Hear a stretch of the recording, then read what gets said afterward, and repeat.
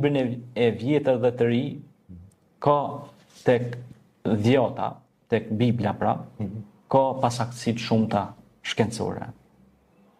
Kjo e bëre vepër një prej librave më të njohur në apologjetikën e studimeve islame.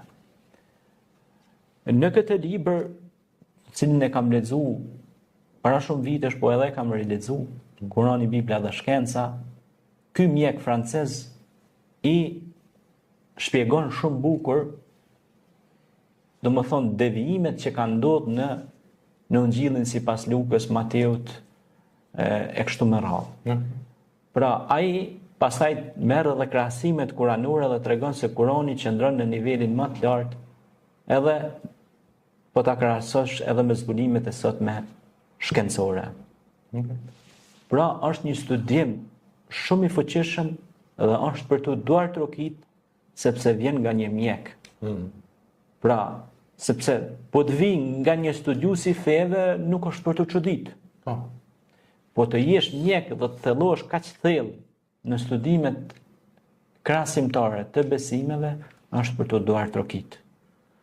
Dhe ky libër është një informacion edhe është një studim mjaft i duhur për çdo musliman, po për çdo njeri që ka paraqartësi rreth Biblës së sotme, dhjatës së re, dhjatës së vjetër po ashtu dhe Kuranit.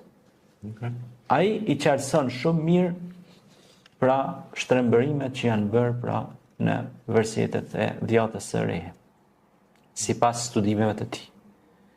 Dhe këtë libër ja u sugjeroj që ta lexojnë të gjithë teleshikuesit, ata që se kanë, unë muj mja huazu si kopje, por me kusht që ta çojnë në fotokopje, jo ta morrin të shtëpia, se s'ma kthejnë mo. Vërtet. Ani libri edhe me vjen nuk ka problem. Se është një shprehje që s'du ta përmend. Se ai që jep libra. A kupton ne.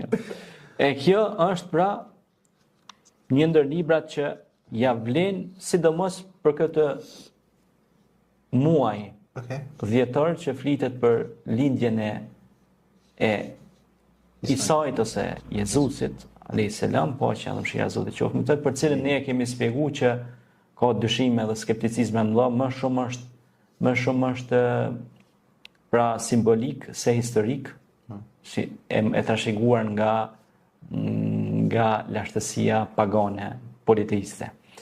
Gjithsesi, aty keni shumë shënime dhe referenca mjaft spektakolare